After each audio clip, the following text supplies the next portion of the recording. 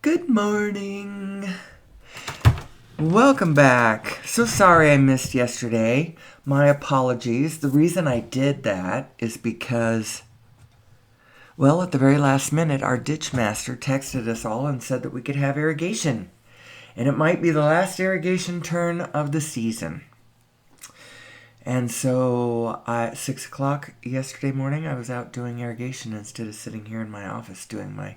I thought about trying to cram a shorter one in earlier, but it just never felt right, so I didn't do it. Anyway, I'm back. And I missed it yesterday. I missed being here.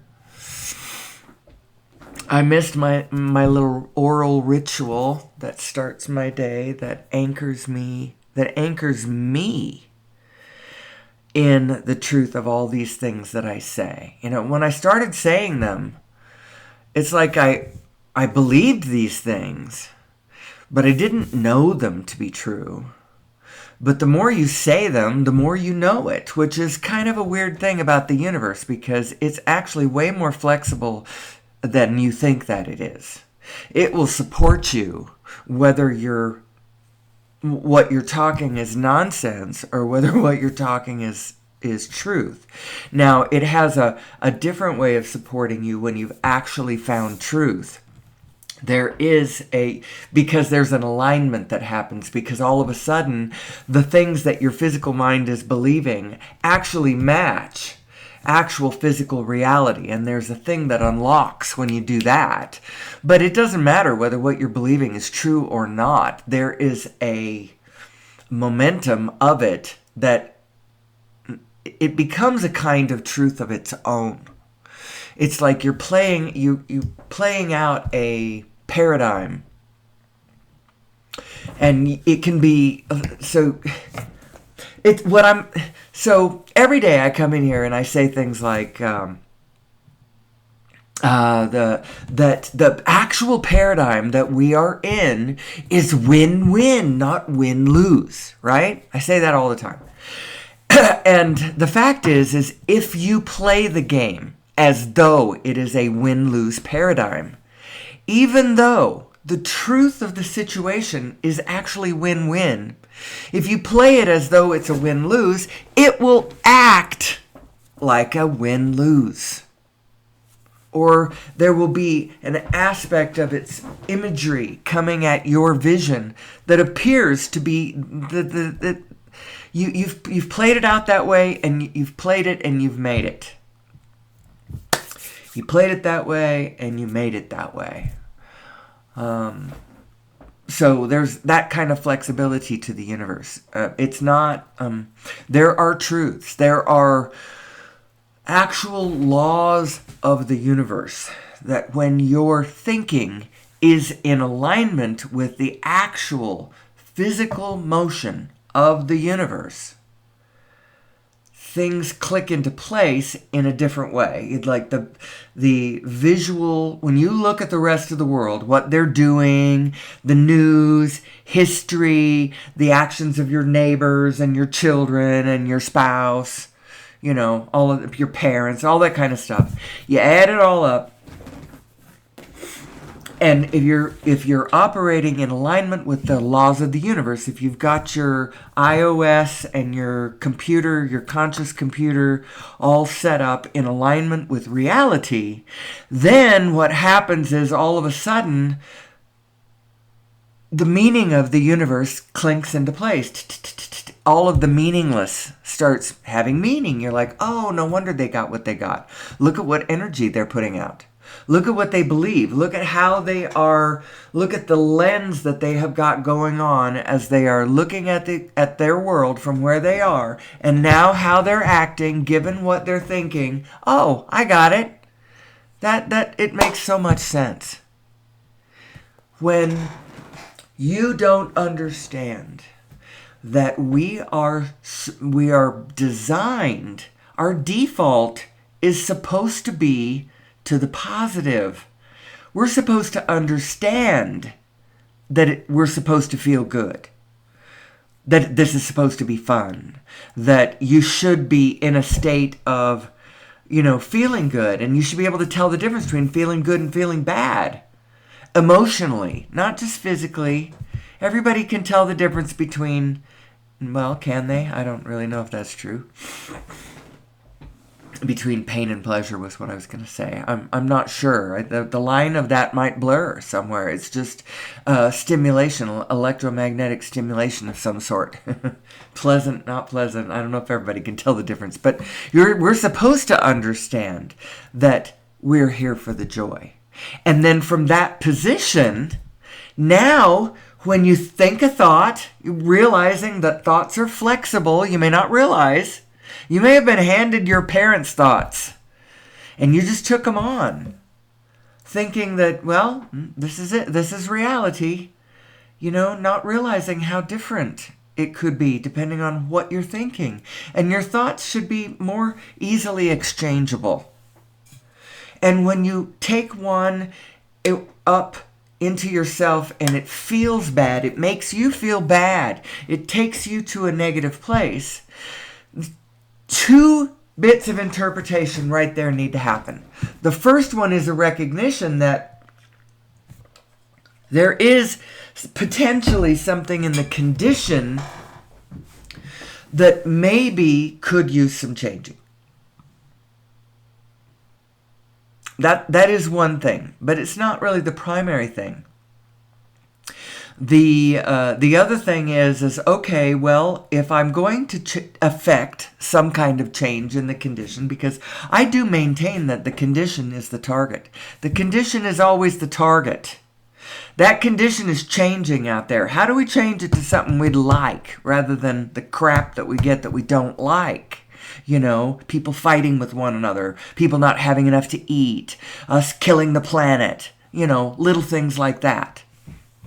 When we get stuff we don't like, how do we mold this manifestation so that, or influence it, or help to guide it, help to, co-create, however you want to put what influence you might have upon physicality. Now, a lot of people just don't think about it much, and they just have a negative feeling about something, and then they just charge right out into the fray in their negative energy, thinking that they're going to resist that evil and they're going to be a champion for the world or something like that. Our stories seem to imply that that's what to do.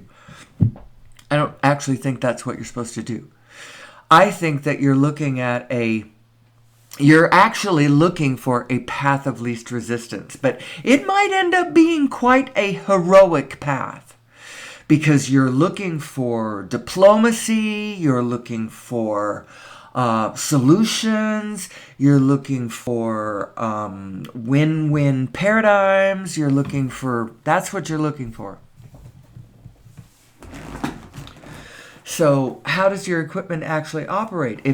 So your thoughts are supposed to be flexible. You pull a thought about you're experiencing the world, and you look out on something, and you're looking at something, and you really don't like that something, and you become unhappy, and then you start spinning thoughts from that unhappiness. That's actually the problem. The unhappiness is not a problem. I mean, let me rephrase that. The only problem that you just had there that you could control is your tendency to spin thought from a place of negative emotion. Your negative emotion is just supposed to be, so I am witnessing that thing. I do not like that thing I'm witnessing. But don't spin thoughts from that, because the ground state of everything is you're all right, the world is good, you are love, you're looking for love, but you'll start looking for it in the right places instead of the wrong places. Abraham likes to say that. Looking for love in all the wrong places. Quit looking for love. Look for love where it is. And the source of your love is actually not the physical world outside of you that you think that it is. The source of now, once you find the source of your love, now when you look back out at the physical world, you're going to see a lot more meaning than you saw before. And the love that's actually there, you're going to actually be able to identify it. And so you're going to be looking for love in all the right places. So where is the love? The love is in the connection between you and you. You have two yous within you.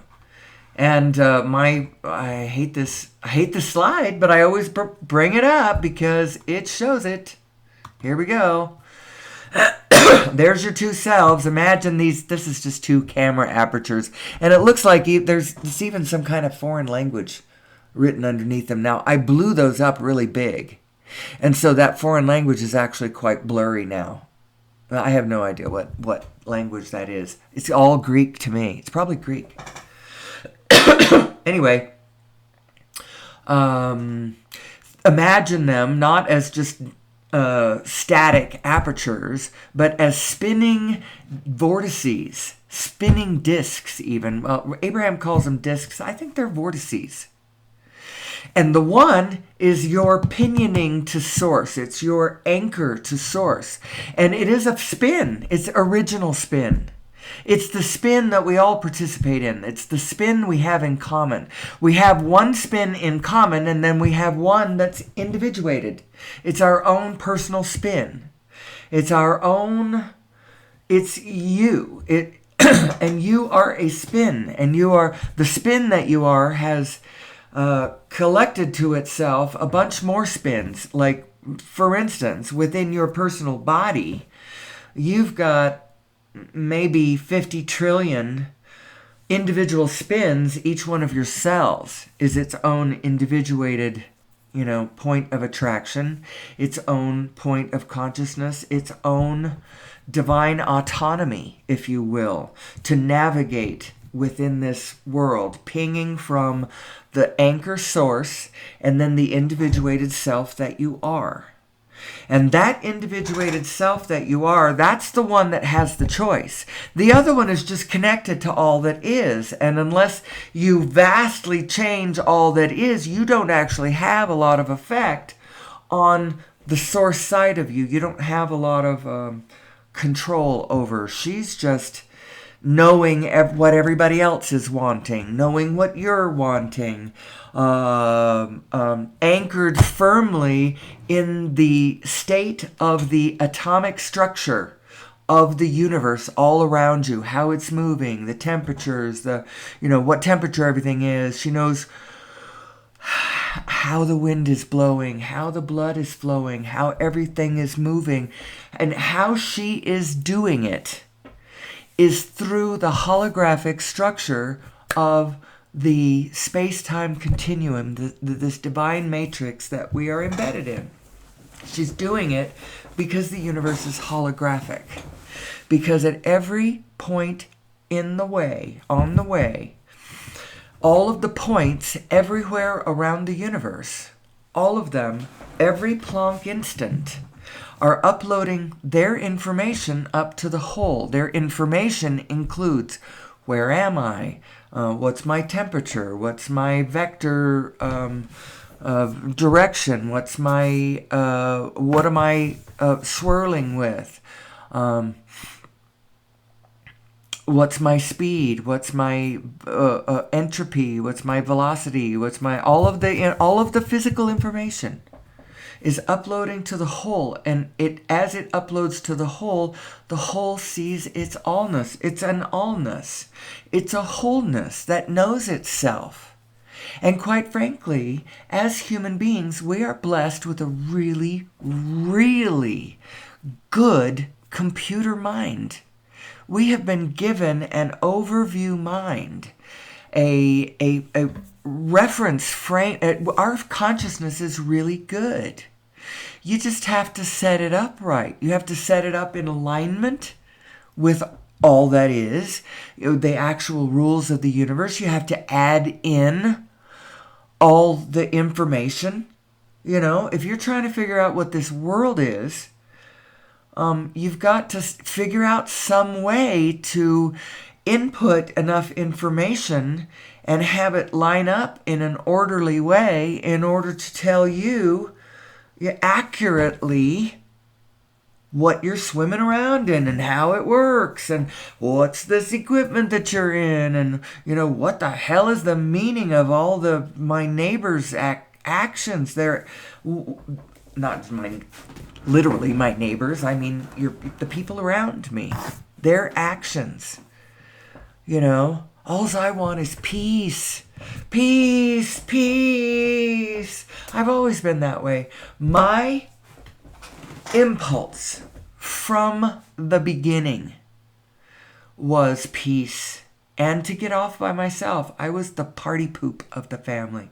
So I was the youngest in a very large family. My mother only had 4 children, but then she took on 4 of her sister's children when her sister became very, very ill with lupus, and her sister's husband was an abusive man in so many ways. And he was a one-armed man. He had lost his arm in work, and I can't remember what he did for a living. It's funny, my grandfather only had one arm too. He lost his in a coal mining accident. But anyway, that's neither here nor there. I was the baby of a family of 8 children and 2 parents. And the parents, one was a school teacher and the other one worked for the Forest Service. And we had 2 properties. We had an acre in the Mesa, Tempe, Phoenix area. It was literally in Mesa. My father worked at the Rocky Mountain Forest and Range Experiment Station as a botanist. He'd started out and he got the GI Bill. He was a World War II veteran, got the GI Bill, came home, he hadn't even graduated from high school, but he did such a good job during the war. He had been promoted to acting corporal. They would have made him go corporal, but he didn't even have a high school diploma. And so they couldn't do that. So they just made him an acting corporal. And when he got home, he tested right out of because oh God, such beautiful stories. So he was a Marine in the war, and he was part of the occupying force right outside of the area where they had bombed Nagasaki. And he made friends. He wasn't supposed to make friends with any of the locals, but he made friends with a 19-year-old young Japanese man who wanted to learn English, and Dad wanted to learn algebra. And so they would get together, and they shared each other's culture, and they shared each other's hearts and spirits, and they put aside the war, and they were just human beings getting to know one another. And my father has some beautiful stories about him going to visit, was it, whatever his name was, I should record this story. Next time I should get him to tell me this story, because he always wants to tell this story. And I always listen to it like I'm going to be able to hear it from the source forever, and I'm not going to be able to. But he goes to visit somebody out in the Japanese, countryside, and I think it might have been the young man's family. I don't know. Maybe it was somebody else. But my dad had a moment where they had a picture of the emperor on their wall. And Dad, who is 19 himself and has just fought a bloody war and has won against these people, but has no animosity towards them and actually respects their culture. And he turns to the picture of the emperor, and he bows to it with great respect. He respects these people. He respects their culture. He respects their emperor. And I can't even believe that.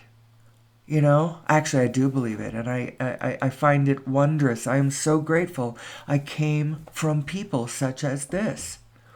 I remember when I was growing up, because neither of my parents were merchants in any way. Neither one of them directly had to worry about capitalization. They just did their jobs for love of their jobs. My father loved the trees, and he loved the outdoors, and he loved nature, and he loved life more than anything else. And the war did not stop that. The war gave him some, really dark ideas about the activities of mankind and whether we have any hope for our survival or whether we even should. Perhaps. Maybe that's just me. I don't think my dad ever thought that. My mother absolutely loved early childhood development, and she was the most wonderful mother. She really was. I can't even fathom how wonderful she was and how much she juggled and how much she kept, how many plates she kept in the air spinning. She organized all of us so that we would keep the household running. So that we understood not just understood, but took care of it for her because she worked full time. You don't support 8 children and 2 properties. They had the 3 acres that they bought from her parents. It actually, they paid her parents, my grandparents, money for their property before they died. And then they lived there until they died. And then when they died, it became mom and dad's.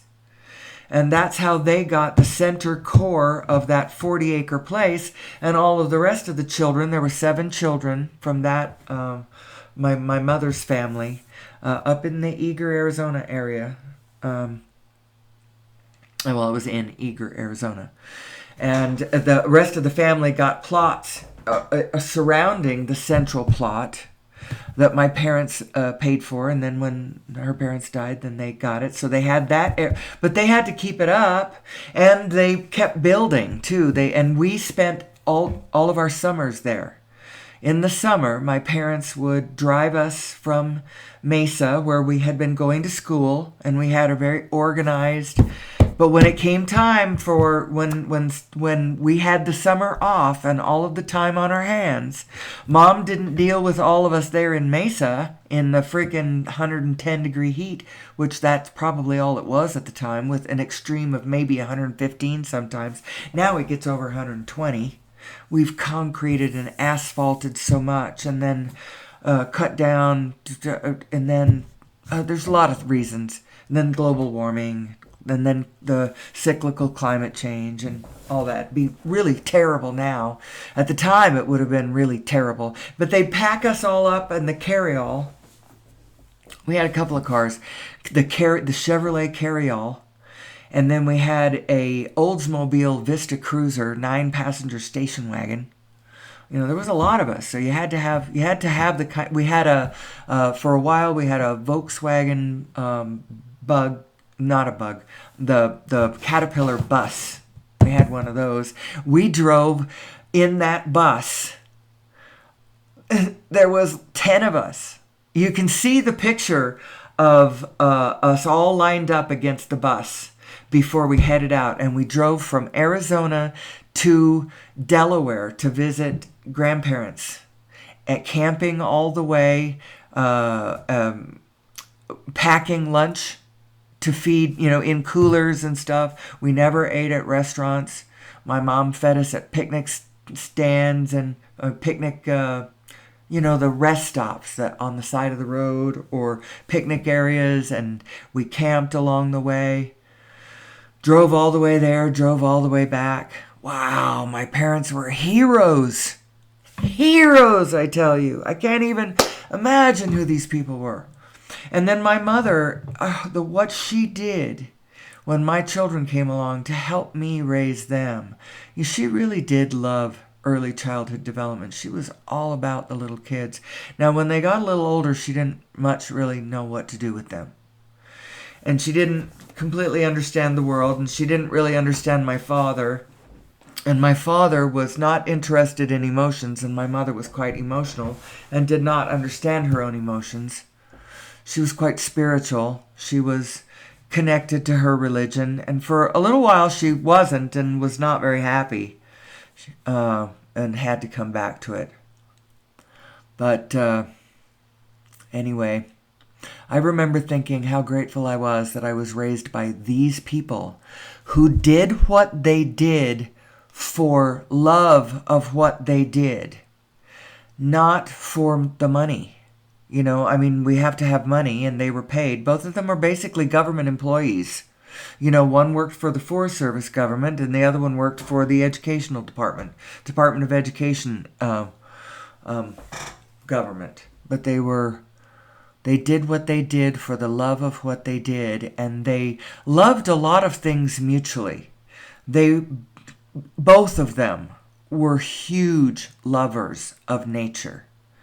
Now, my father did a thing that kind of bothered my mother. He had a way of noticing things that he didn't like, and would point it out. Things like the overgrazing over there. He'd point over there and see the fence line and look at how they have overgrazed the, how would he have put it?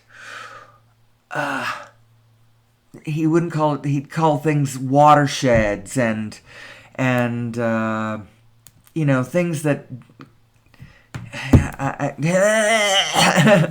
you see that there on the tip of my tongue? It's right there on the tip of my tongue. Can you read it?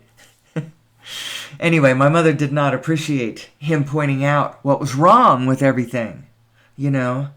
She just wanted to look at the and you know what? Both of their instincts were right, and both of them were wrong, and both of them were... I wish so much that they could have come together, because they were both such special people. And even though I completely understood it when they divorced, and I was for it at first because I understood it, but where I got sad about it later is because the father,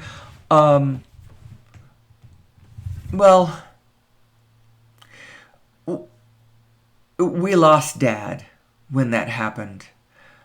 His new wife, who he has now been married to for 48 years, I cannot deny her claim on him.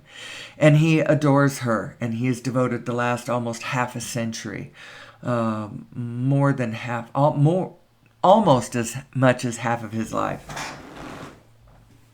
Almost half of his life to her. But we lost him when they divorced.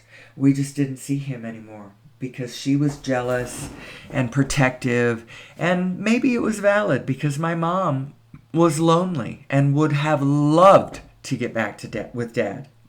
And they shared enough in common between the children and their almost 30 years together, and then their love of nature. That's the other thing. Although my stepmom, my dad's third wife actually, but wife after my mom, she wasn't into nature quite the same way. A little bit prissy and fussy, and, doesn't want to get her paws dirty in any way, and, doesn't... I don't know, it's funny. I don't want to digress. Who am I? That's the question. That's the name of the show. Who am I? And I've spent the last 28 minutes just talking about me. Who am I? Actually, I was trying not to talk about me, but I am saying where I came from.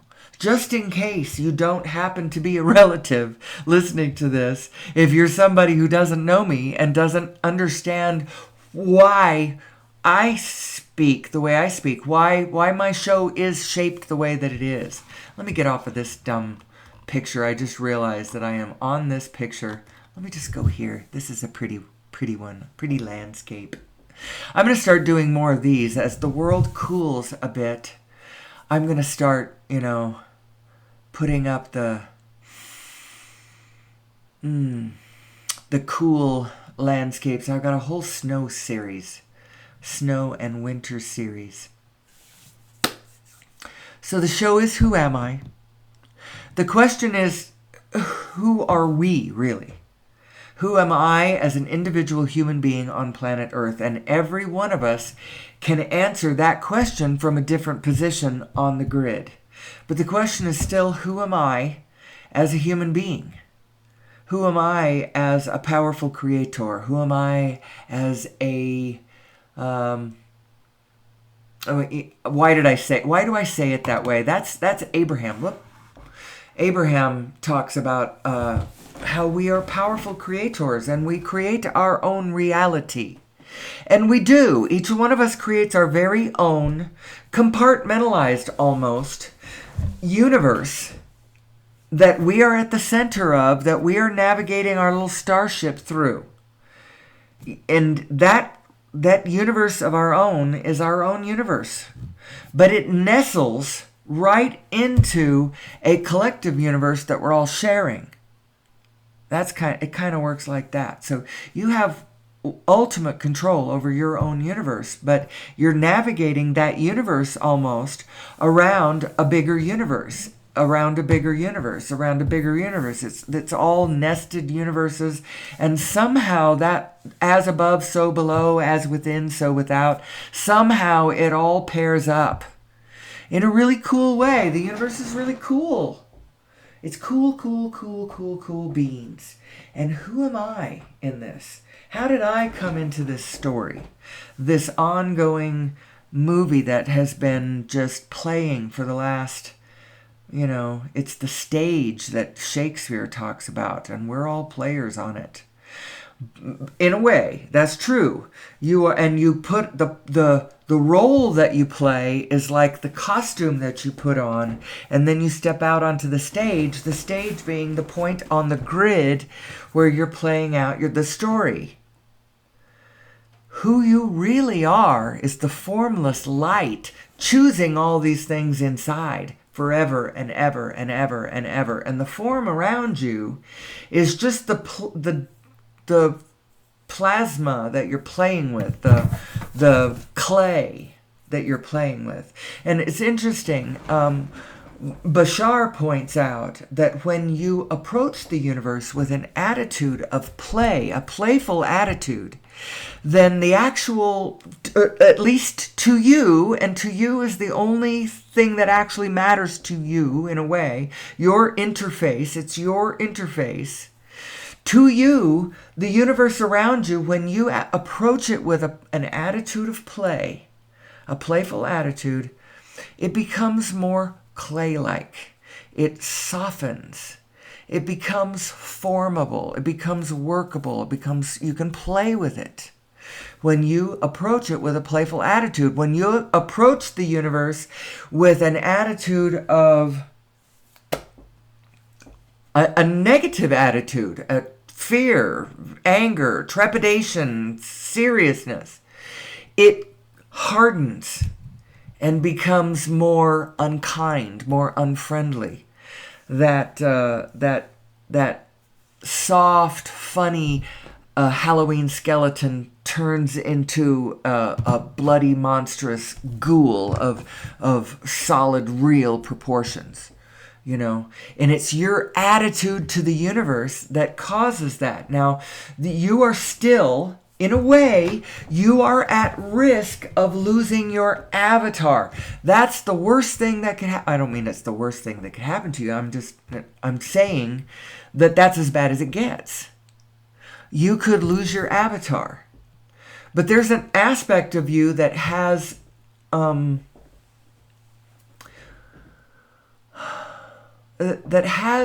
a handle on physicality and would actually help you keep a hold of your avatar if it served you best to do so. Sometimes, if you get too locked into the physicality and taking it too damn literally and too seriously and too, get locked into a negative state of some sort and you aren't really getting it, your inner being may very well understand that the best thing you could do in this moment is actually check out. It's the best thing that you could do lovingly and kindly for yourself and your own development and the ones that you love so very much around you. That you love so much that actually that maybe it'd be better if you just had this accident. I have heard and I believe that in a sense you couldn't croak in a way that your soul disagreed with. If it's a pact that you make across the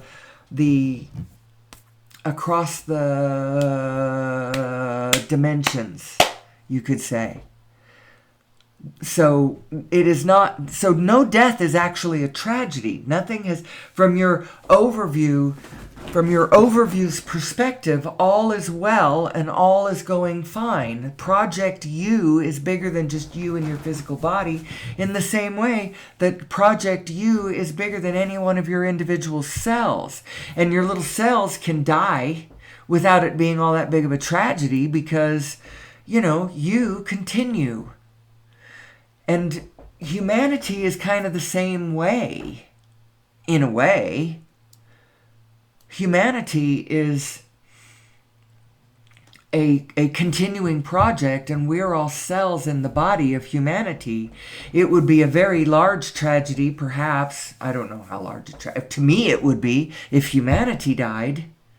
Just like it's a bigger tragedy if you in your person die than if one of your cells die. As a matter of fact, if some of your cells die, it's not a tragedy at all because the millions of them die all the time and your bigger project continues. I think there's got to be an analogy to your larger life there in that. Who am I? Who am I and why do I do the show? Why do I do the show? Because we need to explore our humanity, and we need to explore it from a place of non-resistant thought.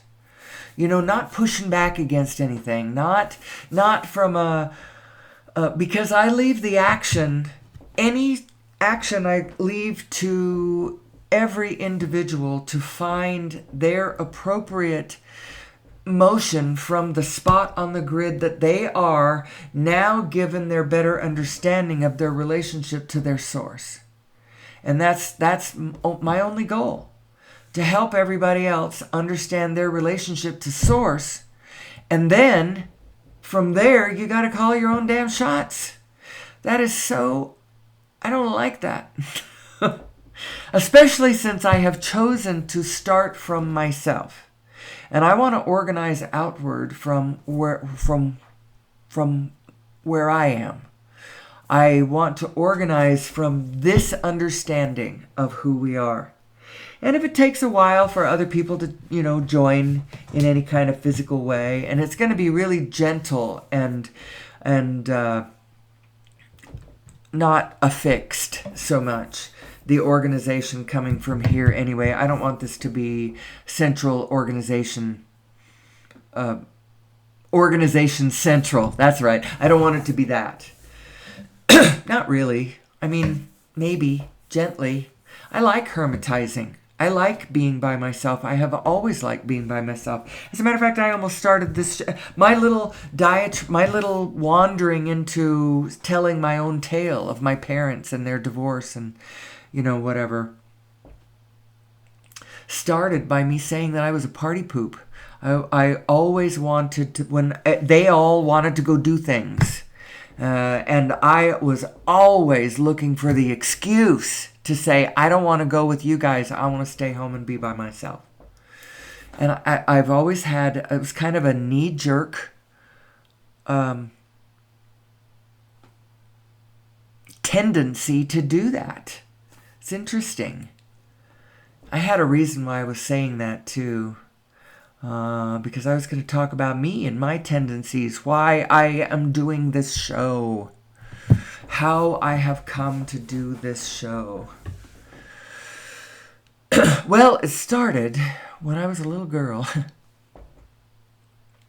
It actually did. It actually did. I have always wanted to understand the world, but I have my goal has always been peace and solitude. And just enough information so that I can keep calculating, an understanding of this paradigm that I have been birthed into.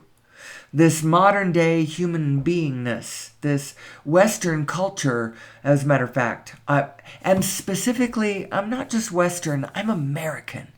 And there's something very important about that. Because America is this creed nation. This nation that is built on an idea, and the whole idea of it is every time we have an election, the idea of it is challenged.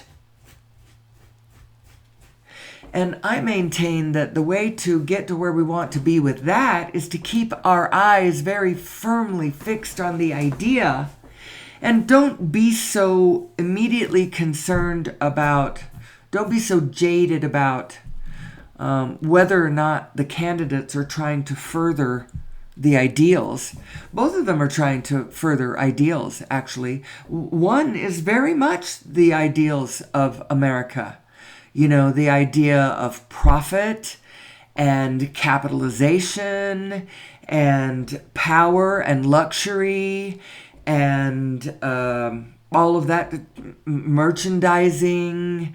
That's very much an American set of values, you know? And then the other one is trying to put forth this idea of,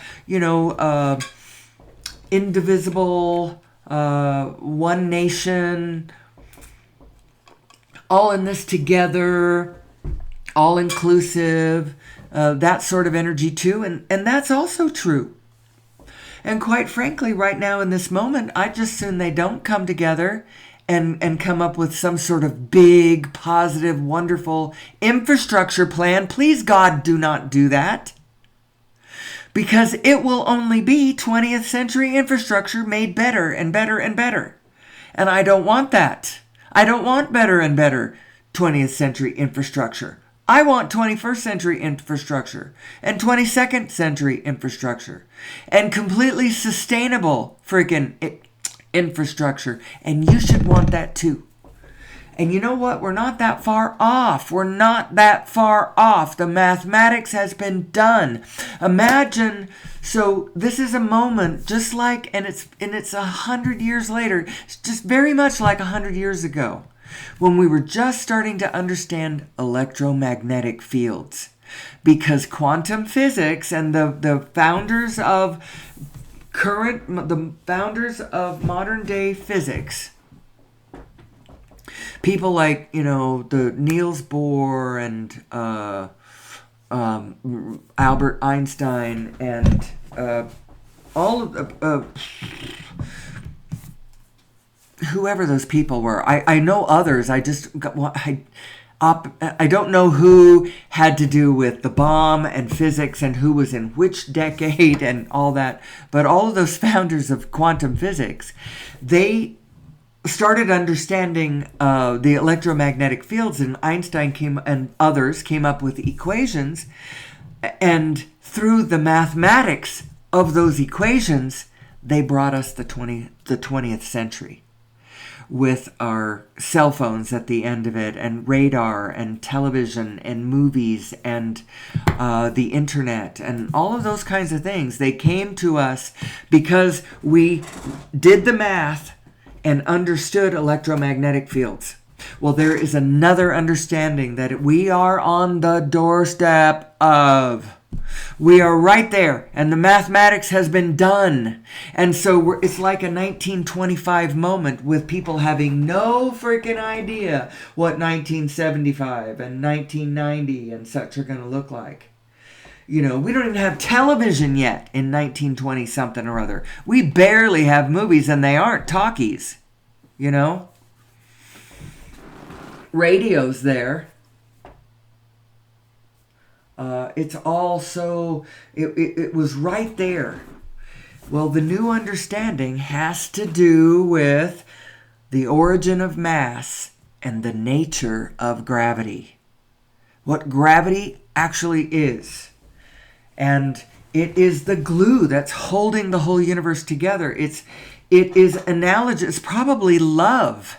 It's the shared point. It's original spin. It's, I don't know how many ways you can say it. There's, I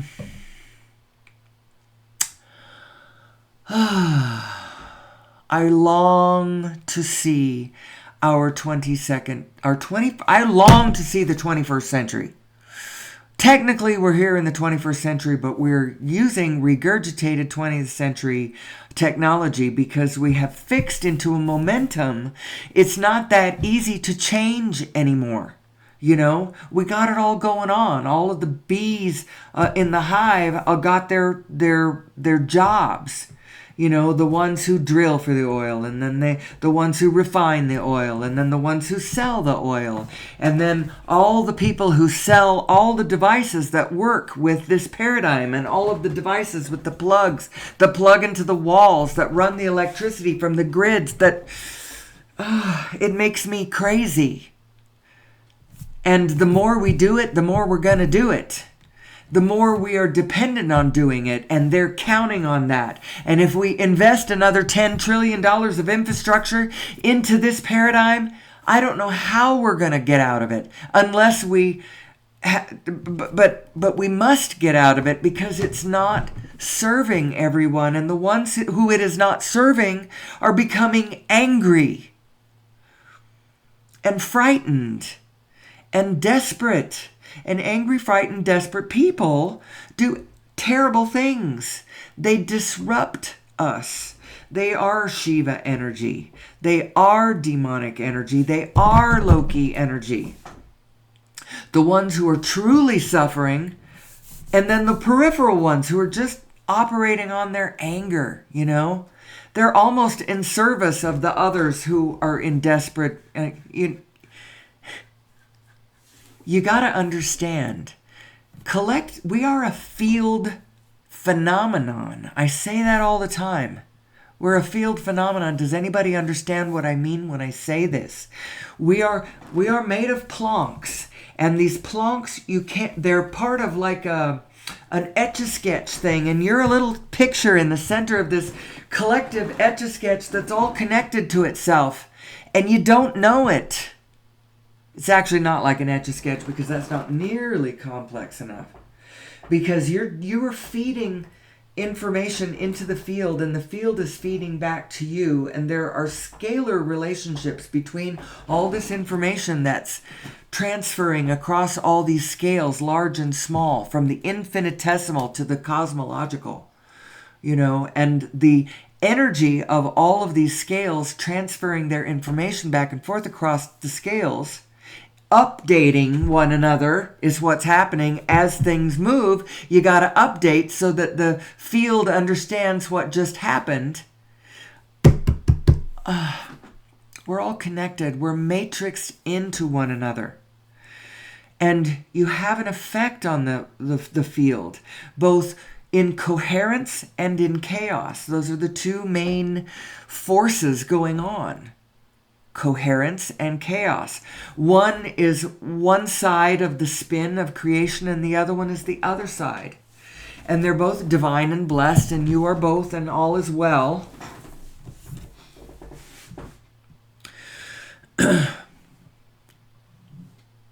We can come into a moment of real wonder on planet Earth. We really could. We really could. If we would but understand who we are. Now, I realize that when I dial back in and look very hard and specifically at some of the things going on around me, I realize that that's not the state of where we are now. Okay, got it. Say I'm in my car and I'm headed from Arizona to... where do I want to go this time? Let's go from Arizona, let's go to Omaha. Why would we do that? Let's go to Chicago. Not sure why we'd do that either. But so you're out in the Arizona desert and you're headed for Chicago. And you start looking around, you're thinking about Chicago. Oh, it's going to be so much fun. Grandma's there. Actually, Grandma's never been in Chicago. I have never... yeah. It doesn't matter.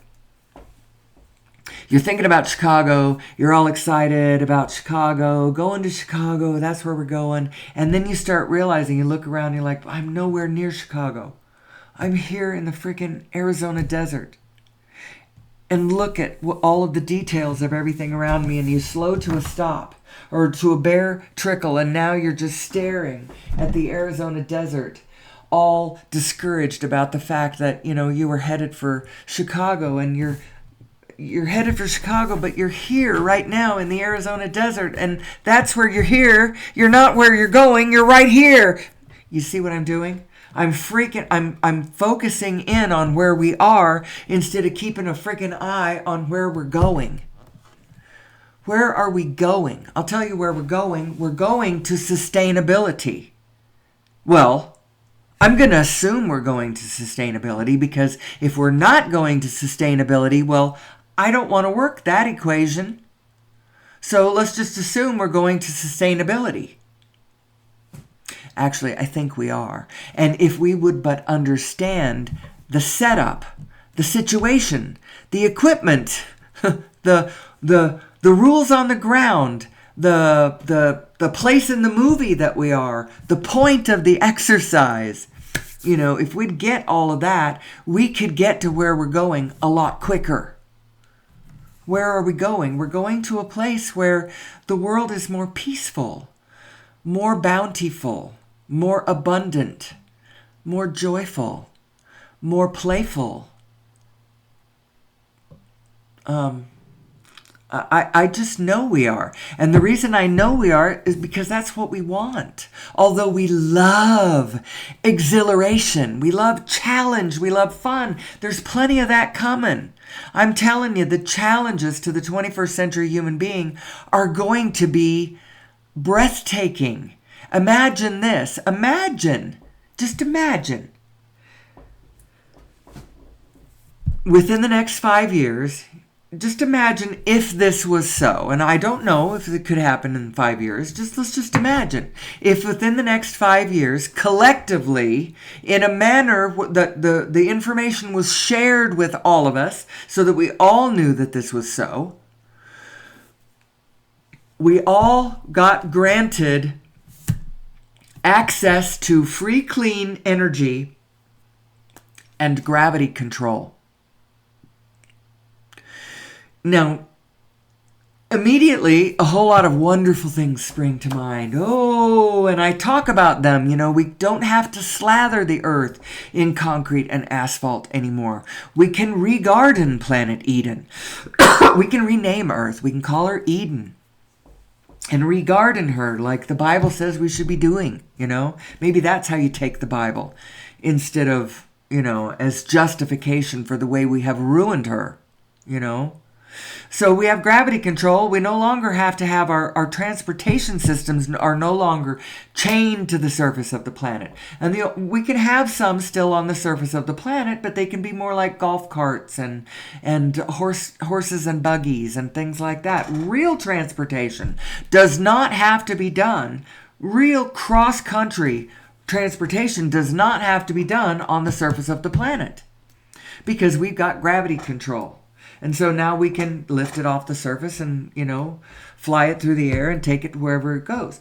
Now, on the one hand, your eyes can light up and you can magically think about all the wondrous things in our future. But now you start realizing, wait a minute, given what we've got right now, what are a lot of people going to do when they have free, clean energy? All that they can stand.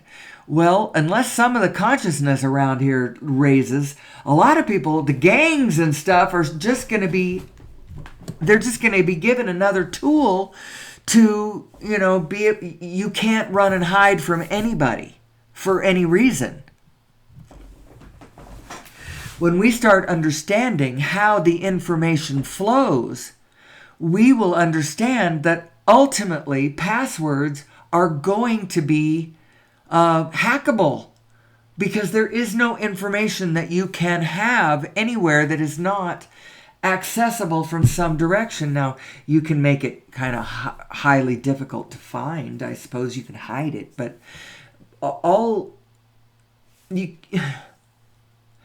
what are other cans of worms? What do fences have to do with anything anymore? Because you can just... The fences are mostly going to be just to keep your animals confined to your space. The world's just going to be different. You can see all kinds of problems that the two things are going to solve, and you can see a whole new can of worms that's going to open up. And are we ready for the new can of worms yet? The movie The Lost Century and How to Reclaim It, that one that it's on my in my description of my video, I have my links list of all the things that I would appreciate if new to the show people, go check it out. And fans of the show, make sure that you have checked out all the things in my links list. The Lost Century and How to Reclaim It is all up in arms because in the name of national security, these things keep getting pulled off the market. And on the one hand, it is quite self-serving of the fossil fuel industry to have done this. It would have been nice if we had been able to incrementally develop our technology with the energy already in place through the 20th century. Now we're sitting in a place where there is way more of us. There is way more technology that can be plugged in. And so now the effect of plugging a lot of technology into ignorant minds and connecting ignorant minds and infinite energy source, it's a more dangerous proposition. They may have done it in the beginning, in the name of national security, not in the name of my own personal greedy self-interest. Maybe. I don't know. I can give him the charitable idea, which is possibly unlikely, but we're a mixed bag. We're a mixed bag. It's possible that John D. Rockefeller, when he set up the vivisection labs and the physicians' colleges and the legal systems and all of that so that they would all work together in the pharmaceutical factories and set up the whole system so that it would work, so that it would run beautifully. On the one hand, he's probably thinking, you know what? I am helping mankind, and at the same time, I'm making a buck. People called him a philanthropist.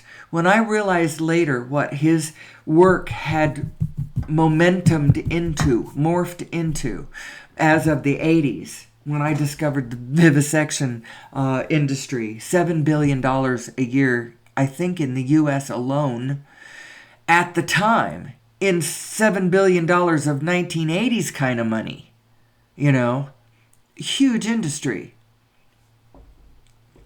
And how evil. What the problem with that was the momentum of the thread of that had come from someplace that wasn't love to begin with, that had come from fear. And, 70 years later, it looked like what it looked like, and it horrified me. Some people listening to only today's show might go, what the heck is she talking about? The other day I talked about John D. Rockefeller, and the vivisection was one of my early causes when I realized in my 20s what was going on and what was underpinning our pharmaceutical and Western medicine models and paradigm and education system and legal system and all of that. I was aghast.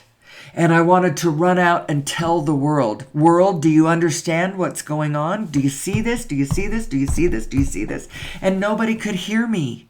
Nobody could hear me. And the reason that they couldn't is because I was outraged. I was in a state of negative emotion. And I was trying to act on a condition coming from a place of negative emotion. And everybody understands from some deep down place that you don't want to do that. You can't do that. You cannot build a momentum on a negative energy and have it turn, because the law of attraction is going to give you more and more and more. And as you build on that negative one, it's going to turn into negative. It's not going to be positive. And it's what has happened with that whole industry, what has happened with the momentum over the last 70 years. Well, 70 years from then. It's been way more years than that now. It's the poison in all... Who am I? Who am I, and how do these energies work? So, I haven't talked much about that, and we have already blown an hour. Wow. So when Abraham talks about the laws of the universe, she talks about the steps of creation, 1, 2, 3, and then 4 is getting good at 3, and 5 is back in step 1 and not mad. So there's really only steps 1, 2, 3. Steps 1 is we live in a paradigm of contrast, and that contrast is helping you to ascertain what the rules of the universe are and what you would prefer to experience.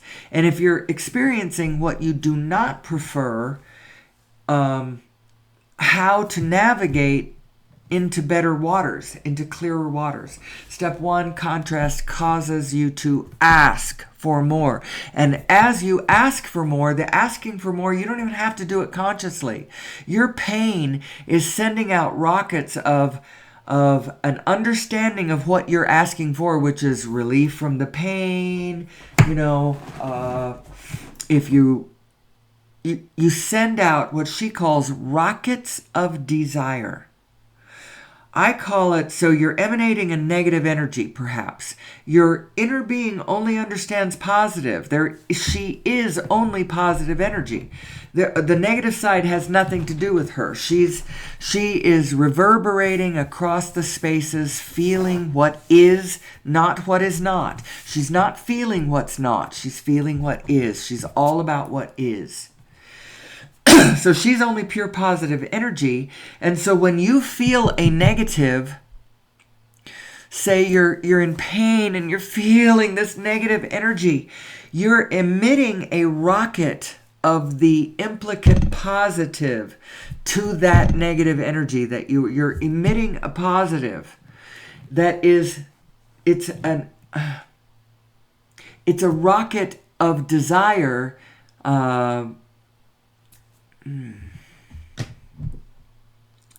How does she say this? Your inner being then becomes, in vibrational form, the implicate positive of what that negative thing that you were just experiencing. Becomes what you're asking for, becomes the solution, becomes the sort of like when you take a photograph.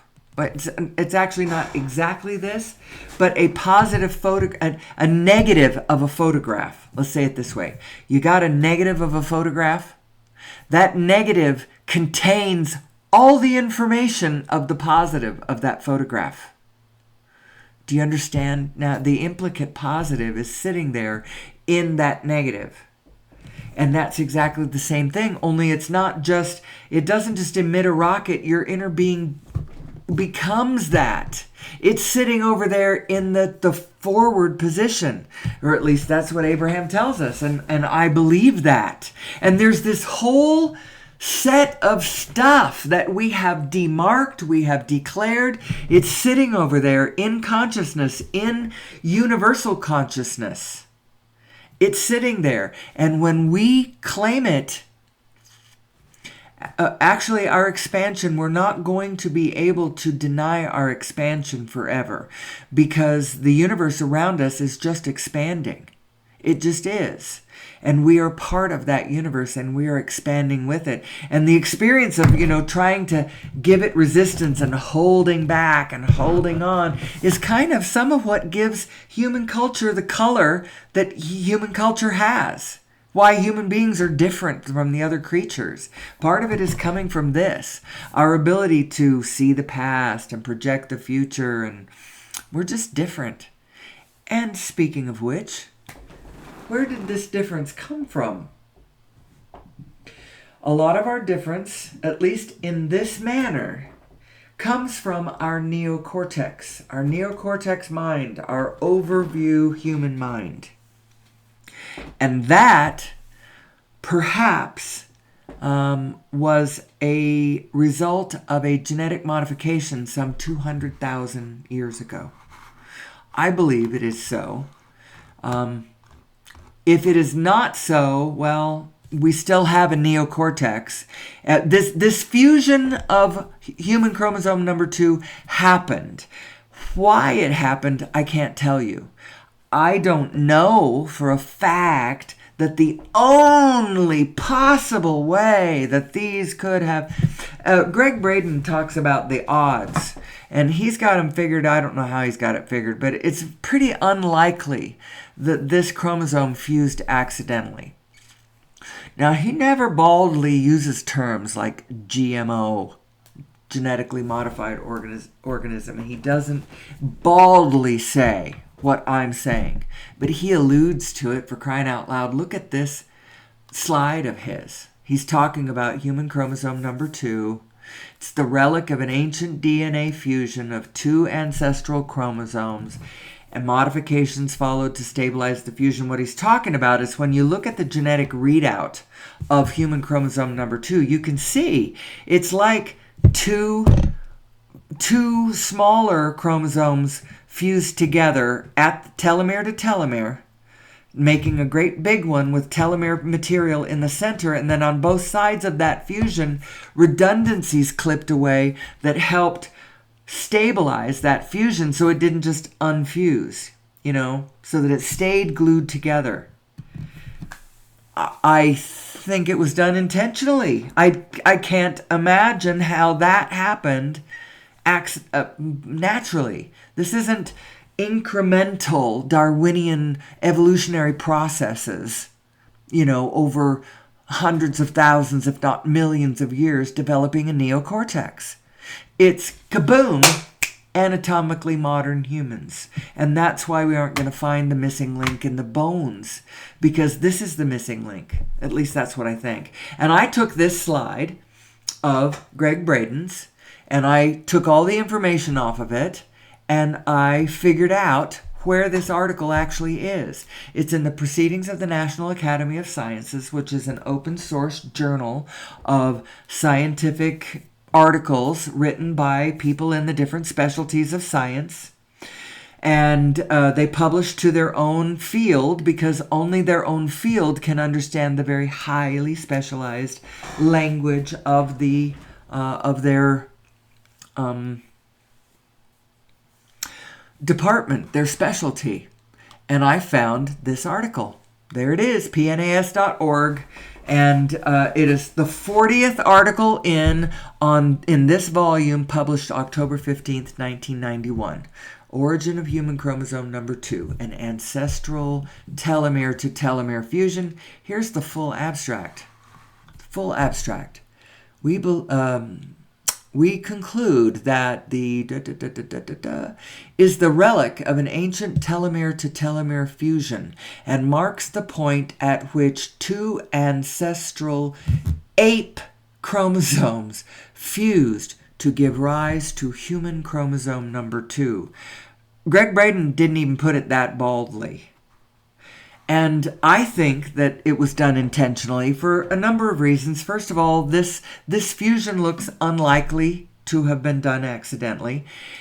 It's just, you can't imagine how you glue the two together at the telomere, which they don't want to fuse. That's not what telomere material is supposed to do. And it's fused there, and both sides are...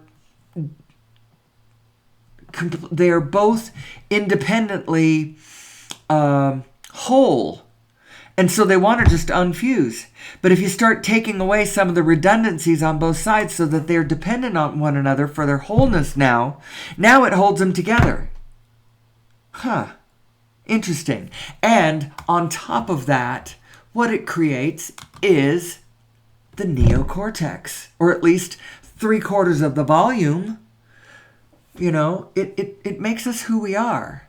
So I think it was done intentionally. I think that it gives strength to the idea that we have been visited by extraterrestrials. I have not been visited by an extraterrestrial. I would like to be visited by an extraterrestrial at some point. Perhaps they will. They would absolutely terrify me at first. So maybe they're waiting for me to be emotionally actually ready for this, because I don't know. I might be a really important point of, ooh, that's interesting. I might be a really important part of the upcoming contact. I don't know. I have never seen an extraterrestrial, and my eyesight isn't all that good now. So if I... Anyway, what did I put this up for? This is the emotional guidance scale. This is... So look at this scale and imagine it as an electromagnetic spectrum of energy. Kind of imagine it like that. It's actually... This is a better picture of it. And the reason is because we're not just talking one of you. There's two of you. And so it's not just a clean thing like you're looking at the world and it lines up along this scale. What's going on matches this scale. It's not like that. What it is you are these two beings. And these two spinning discs are relating to one another. And how they are relating to one another is producing this. Producing this. Actually, here's another. This is even more graphic, showing the momentum of positive and negative energies. Now, as it turns out, that negative momentum is caused by you creating a frequency by a thought that you take that is way out of resonance with what your inner being knows to be true about whatever it is you're looking at. In other words, a negative is your inner being from the largest frame disagreeing with you about your... So it's not that she's disagreeing with you about anything closer in specific.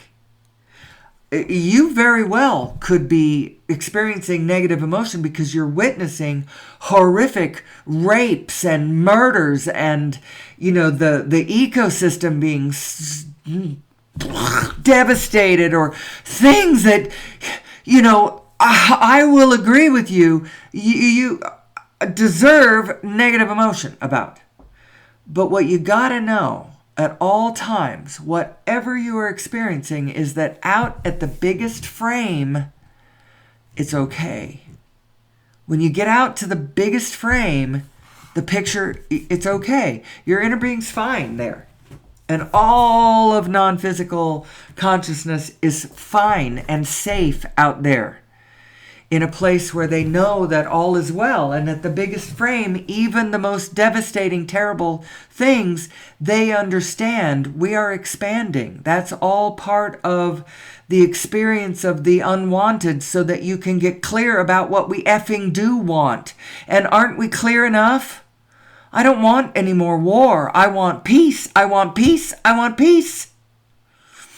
I want fun. I want abundance. I want clarity. I want beauty.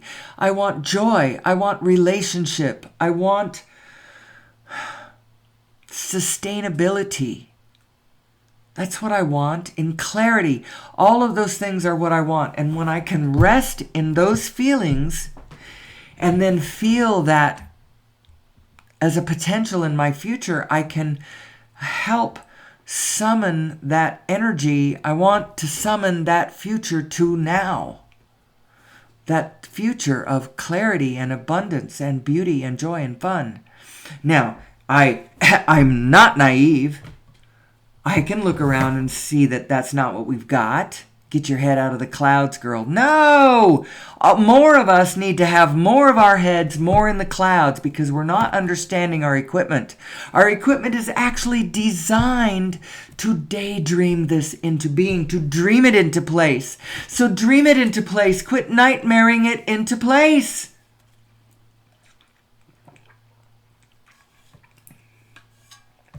The things we've got right now that are what we do not want are just on the road on the way to Chicago.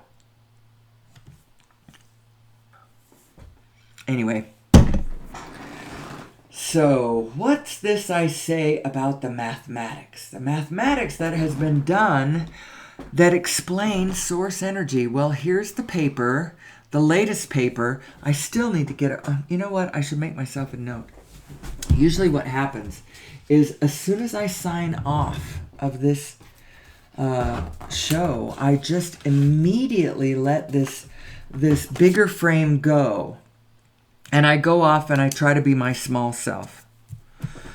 I didn't do a show yesterday because I had to irrigate. I probably wouldn't have done a show yesterday if my husband his back hadn't been thrown out, because we'd have gone and played golf. And we haven't been able to play golf for a little while, and I'm kind of sad about that. That's been one of my new projects, one of my new physical projects, trying to be physical in this world. I need to make a note. Find Nassim's first paper.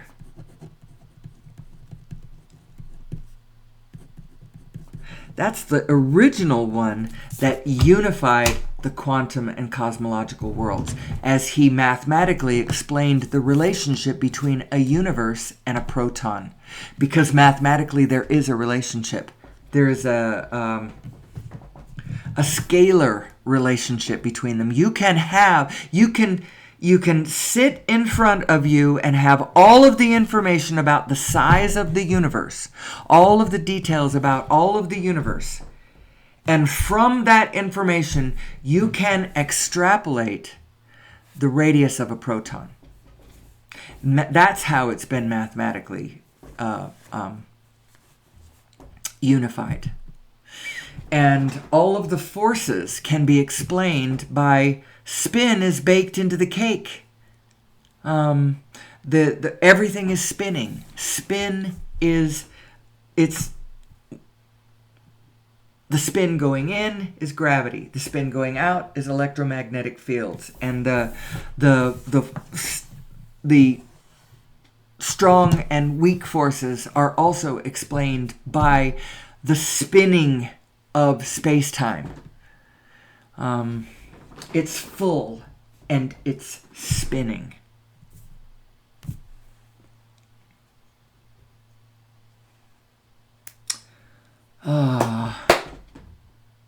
Where do I want to go from here?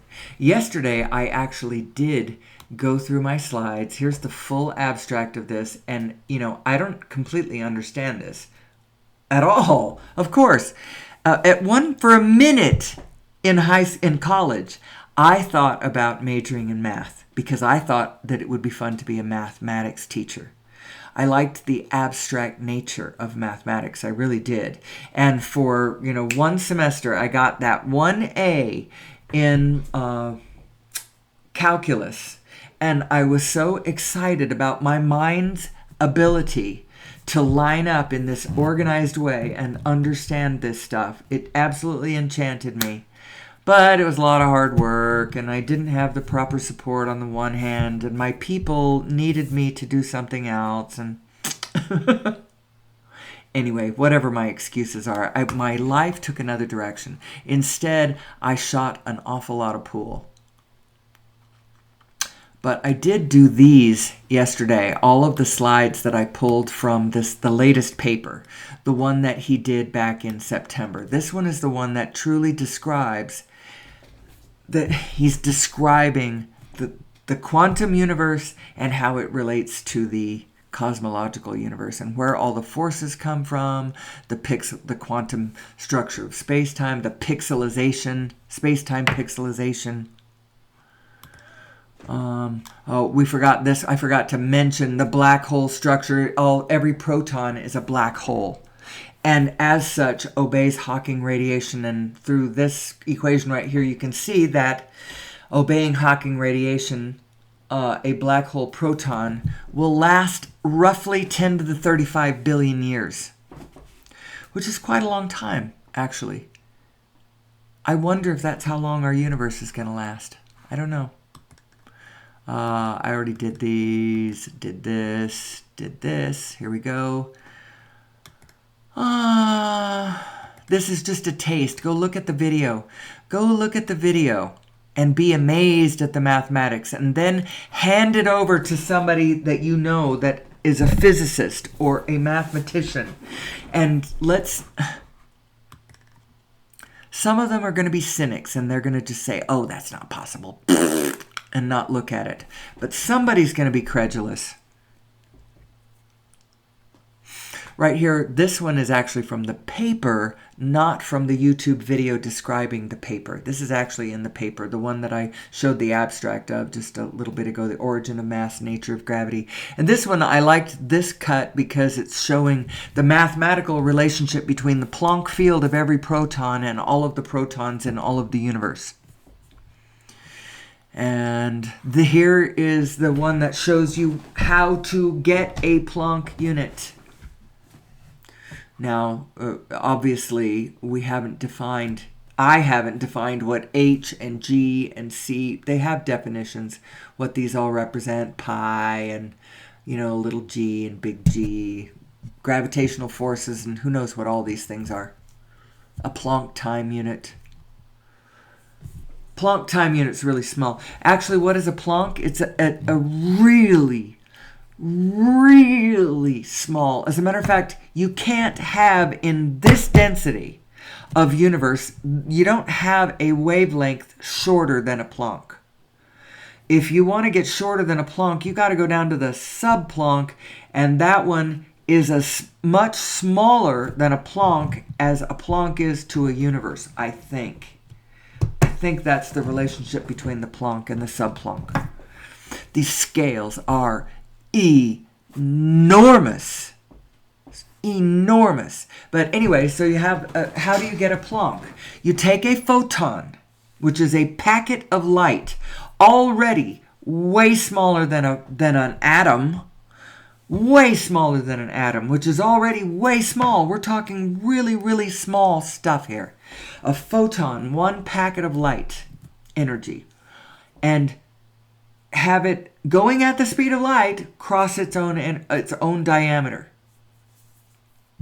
It doesn't take very long to do that. It doesn't go very far when you do that. And that energy has an equivalence to mass, and that mass isn't very big either. The Planck is not very big. It's so small that there are so many of them roiling in a single proton that the Planck field of a single proton, if you made all the Plancks in that proton the size of a grain of sand, the proton would be from our sun to Alpha Centauri, make it a sphere, fill it with sand. That's how much. Whoa, lots and lots and lots and lots. As a matter of fact, the Planck field of every proton is reflecting all of the protons and all of the rest of the universe. It's actually very cool. And this one, I like this picture also from the paper because it is showing how as virtual particles go from, the swirling in the roiling, non-organizational Dirac sea of Plancks into organization and becomes matter, it's spinning. It's baked into the cake. The spin itself you have to account for. And actually, when you add in the energy of the spin of the Planck field, you end up, the mass of the universe works out, including the dark matter and the dark energy. That's what the dark matter and the dark energy is. It's the spin of the Planck field. And that's what is holding the whole damn thing together. It's spin. Now, from a philosophical standpoint, I think that love is the spin of the universe. And we all actually mysteriously, somehow, are all emerging from the same original point. And so each and every one of us shares that point. I have this point and that point. And then this object over here has its point and that point.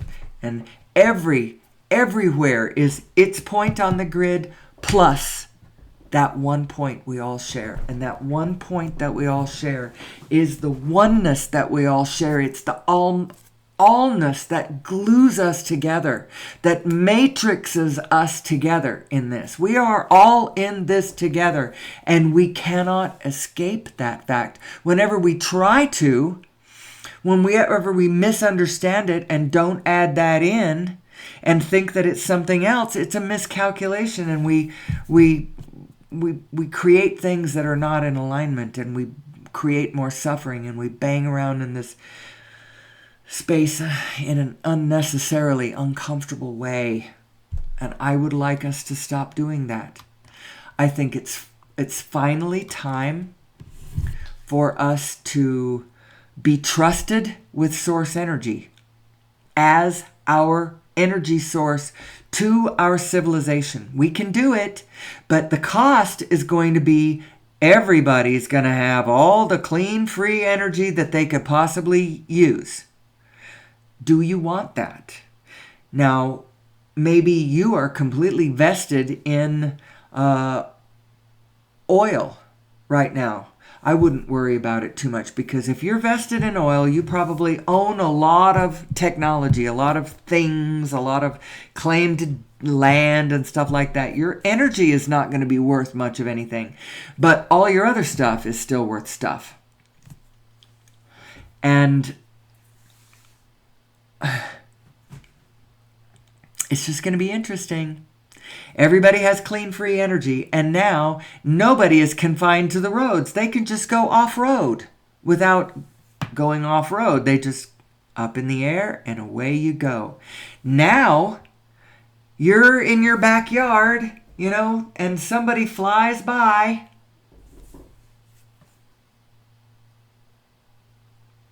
It's going to be a different world, isn't it? Are you ready for it? Are you ready for it? It's going to be a lot of pluses and minuses, especially as long as we do not know ourselves. Because given right now, if in this instant, everyone immediately got free clean energy, a whole lot of people would spend it, getting revenge on their neighbors, or getting even for, we'd do all kinds of wrong, stupid shit. We've got to raise our consciousness, raise our sense of who we are, make it bigger, flesh it out a bit, add the mathematics. Know that we are all in this together, and know that when I create something that makes something better out there, it makes it better for all of us, and vice versa. We have been taught, many of us have been taught, because we came out of a world that absolutely believed in a Darwinian dog-eat-dog kind of paradigm. Survival of the fittest, that sort of thing. The survival of the fittest has a kind of a harsh ring to it, when actually the paradigm, that implies a paradigm of win-lose.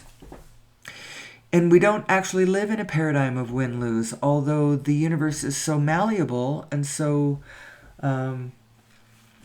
flexible, so agreeable, so supportive, that if you go out there believing that you are, living in that paradigm, the universe will cooperate and start reflecting to you that paradigm.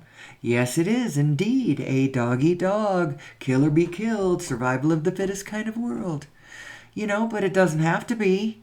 It actually isn't that. That's not what nature goes by.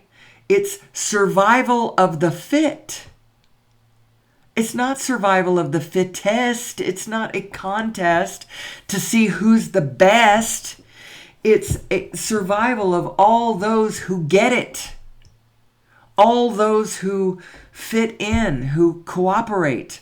Survival of the most cooperative, and the paradigm is actually win-win-win. Win-win-win-win-win. Win-win-win. I win, you win. When all of those who tried to play the win-lose paradigm ultimately ended up losing. Those who banked their political careers on this is what we must be in conflict at all times in order to hammer out who is the fittest, because only the fittest can survive. All of those empires are in dust behind us. That is not sustainable. That doesn't work. And we hadn't ought to be going that direction.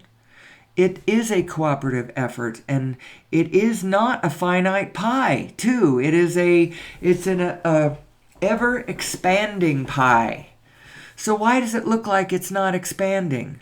Well, there's a couple of reasons. The way we got our eyes trained is one of the things. And some people hog all of the stuff to themselves and keep it out of view of everybody else. They don't share all the goodies with the rest of humanity so that we can all enjoy all of the cool stuff that we create. We should all take turns with the freaking yachts, circulate around the planet, and each one of us, stepping into each other's shoes and stepping into each other's homes and just to experience that just because it's fun. Anyway, I ramble. That's actually the whole point. I come into this space and all by myself. I talk to myself for an hour and a half to 2 hours, all about the question, who am I? No resistance. I am not pushing back against anything. Not in this space. I have my places where I attempt to push back against things. It doesn't work all that well. Resistance is futile. And it's not because you just need to surrender to the horrible, but because if you want to fix the horrible, resistance isn't the answer. Your inner being knows how to call you around your resistance so that you find your way actually to where you want to go without having to fight so much on the way. You don't have to tilt the windmills. It's not really any point to that except for in your own mind, So who am I? Who am I? Who am I? I don't know. I'm not sure exactly where to go with this question. It's the name of the show. And all the different angles but I've sort of exhausted what I've been talking about. I also have passed an hour and a half. If I wanted to stop, I could. I could make it a shorter show. I will be back tomorrow, or at least I think I will be. Life can always intervene, but if I don't post a show, know that just keep your ear to the ground. If you've subscribed to my channel, you can look at your subscriptions every day and you can see what I've posted. So if you're listening to this by any happenstance and you have not subscribed, please subscribe. I'd appreciate it. You can even hide who you are, I think, from me, or you can subscribe and let me know if I know who you are, or subscribe, and if you're a stranger, that'd be cool. You subscribe and I go, who the hell is this? It's not somebody I even gave the link to. Someone has found me. How exciting. So actually, I think I am going to wind it up for today because my energy, I've spent all the threads that I had. I'll come back tomorrow. I'll talk more about everything from who I am. Specifically, you may want to know who I am. I'm nobody, but nobody's nobody. That's the point. When I say I'm nobody, you don't have to say, oh, but you are. No, don't worry about it. I'm fine. I'm just saying that there is no such thing as nobody. We're all somebody. We're all necessary to this equation, every single one of you. Even all of you that I hate, all of you that annoy the crap out of me, everyone that, I know that you are still part of this wholeness that we all are, and I've got to add you in. And somehow, if I line up with my inner being and translate my world from that position, that I'll figure it out, and you are free to do whatever you do, because we are all free. We all need to be free to walk our own path that is calling us, and no one else can tell us which way to go. Freedom, it is part of who we are. Freedom, joy, and growth. Those are the three things we are here for. Our existence is grounded in freedom. We are so free. We are absolutely free.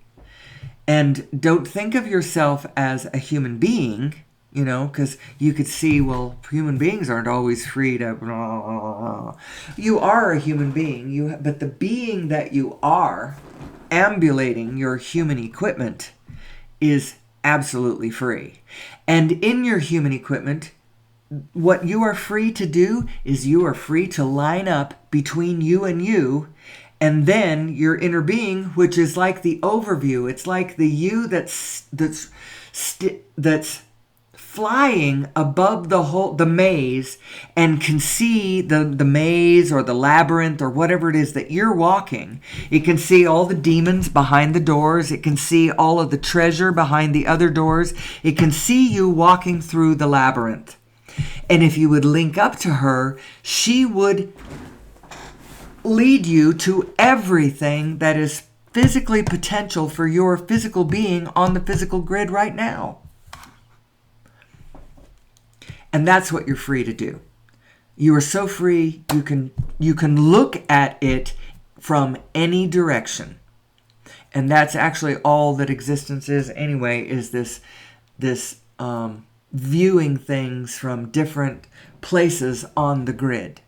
This one thing that's happening, and it's happening between all of us, and there are many, many, many different directions from which you can catch a glimpse of the same thing. It's kind of like that. But the same thing that it is way bigger than you're thinking it is. It's got dimensions. There are so many dimensions to it. It's not like there is one fixed physical thing and we are all looking at it from different directions. It's kind of like that, but it's not really. It's got way more complexity than that. My desire to live in a world that is sustainable may not interfere with your insistence on experiencing a world where we do not sustain. Bashar kind of implies that as you shift probably every Planck time, you are winking in and out of different dimensions, and there are so many of them. There's all these versions of Earth that are right here. And when you shift to a different frequency, you shift to a different version of Earth that's already here. You didn't change Earth, you switched to a different one. That's what Bashar says. I'm trying to wrap my head around that still. It fits in somehow. So,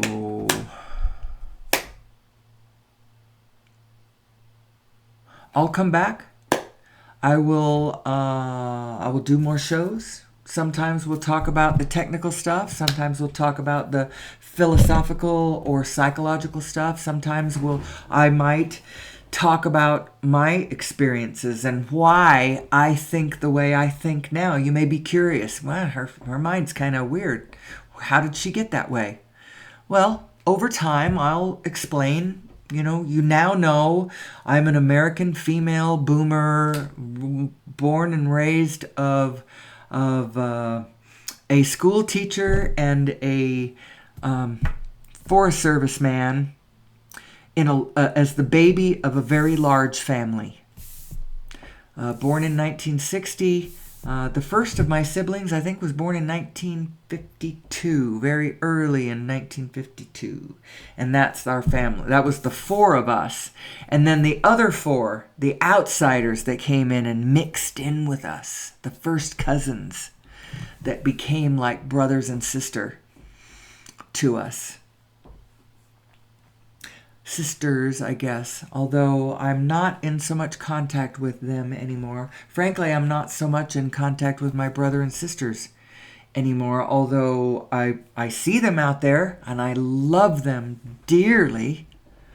I periodically have more contact with one over another at different times, but I love them all. Anyway, and you will too someday.